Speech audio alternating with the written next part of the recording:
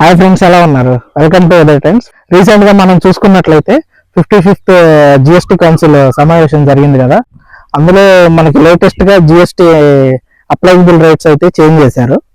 So అది used cars మీద previous గా ఎలా ఉండేది, ఇప్పుడు ప్రెసెంట్ ఏ సెగ్మెంట్ కి ఎలా ఉందనేది మనం ఈ వీడియోలో తెలుసుకుందాం. ప్రీవియస్ గా ఏంటంటే మనకి 12% బై డిఫాల్ట్ ఉండేది యూజ్డ్ కార్స్ మీద జిఎస్టీ అనేది. సో అది ఇప్పుడు 18% ఇంక్రీజ్ చేశారు. ఆ ఇంక్రీజ్ చేసింది ఎలా అంటే ఏ సెగ్మెంట్ కి ఎలా, ఇదేంటంటే ఓన్లీ డీలర్స్ కి బయట అప్లై చేసుకున్న వాళ్ళకి అప్లైబుల్ అవుతుంది జిఎస్టీ ఈ రూల్ అంతా. సో ప్రైవేట్ కార్స్ ఉంటాయి కదా, ఇండివిజువల్స్ కానీ ఫ్రెండ్స్ కానీ, వాళ్ళకైతే మనకు అసలు ఏ జిఎస్టీ కానీ ఈ నామ్స్ కానీ ఏమి మనకు అప్లైబుల్ అవ్వవు. అంటే డిప్రిషియేటెడ్ వాల్యూ మీద మనం ఎంతైతే అమ్ముతామో దాని మీద వచ్చిన ప్రాఫిట్ కి 18% కట్టాలని చెప్తున్నారు. సో బ్రీఫ్ గా మనం దీని గురించి విత్ ఎగ్జాంపుల్స్ తెలుసుకుందాం.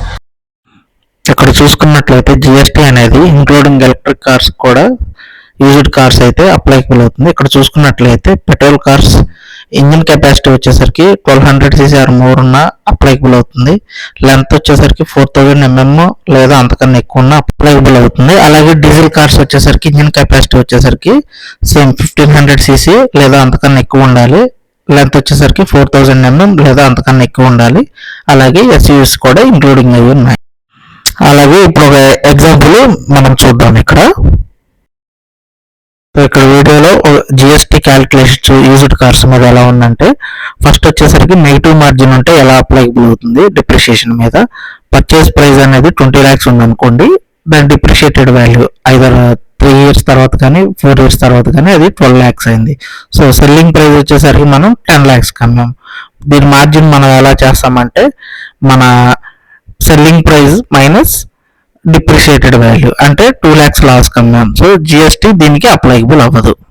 ఇప్పుడు ఇంకో ఎగ్జాంపుల్లో నెగిటివ్ మార్జిన్ వితౌట్ డిప్రిషియేషన్ చూసుకున్నట్లయితే మనం 12 lakhs కొన్నాము, 10 lakhs కమ్మేసాము. సో మార్జిన్ అనేది మనకి 2 lakhs నెగిటివ్ వచ్చింది. సో దీనికి కూడా జిఎస్టీ అనేది అప్లై కాదు.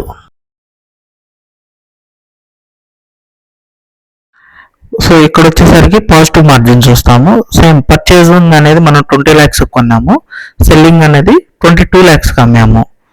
సో మార్జిన్ మనకి 2 lakhs వచ్చింది. సో జిఎస్టీ పేయబుల్ వచ్చేసరికి 18%, అంటే 2 lakhs లో 18% 36,000 జిఎస్టీ అనేది మనకి ఇంత అప్లైబుల్ అవుతుంది.